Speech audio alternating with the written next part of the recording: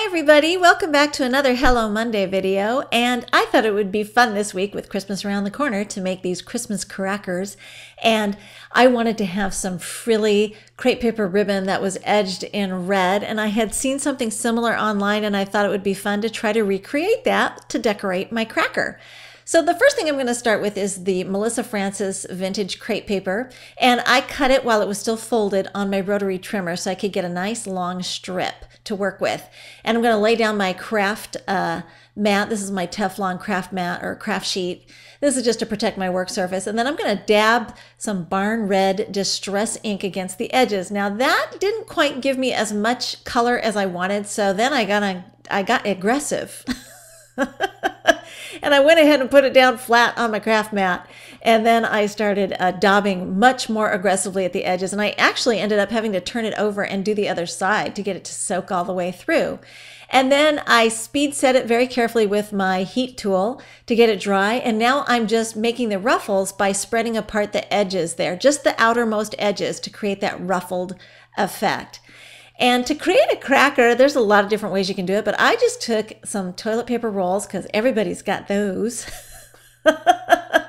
and wrapped it with some craft paper, and I'm going to conceal the seam. I don't like it when the tape shows, so I'm using my glue glider to go ahead and adhere that without the tape showing. And then you're just going to go ahead and pinch one end, and I like to shape it a little bit with my fingertips to keep it rounded and tubular there at the end. And then this pretty Maya Road twine, it's a nice heavier weight, and it's ivory, and it's got these silver metallic threads woven into it. It's very pretty, and I thought it would be fun for these crackers. Very festive touch. And I love silver, so it also comes in gold too. So if you're really into gold, and there's 100 yards on the roll, so very economical and a great twine to use on your packaging and such, and fun things like this. So I'm going to go ahead and cinch that shut, and then I would fill it up, and at this point then I'd go ahead and tie the other end shut once I've got it filled with my little trinkets.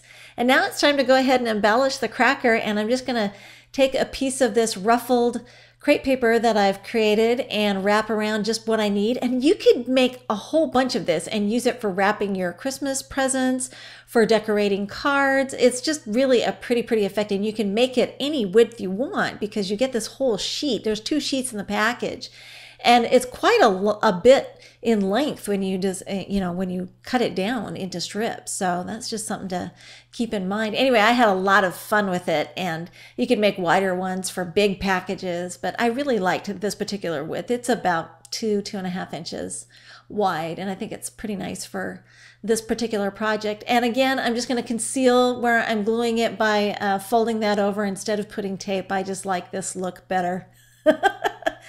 And then I wanted to have some kind of a medallion, so I'm using a solid snowflake from the Designer Snowflake set by Hero Arts. I'm just going to stamp a whole bunch of them because I'm going to make a whole bunch of Christmas crackers. I might as well, just stamp them all at once.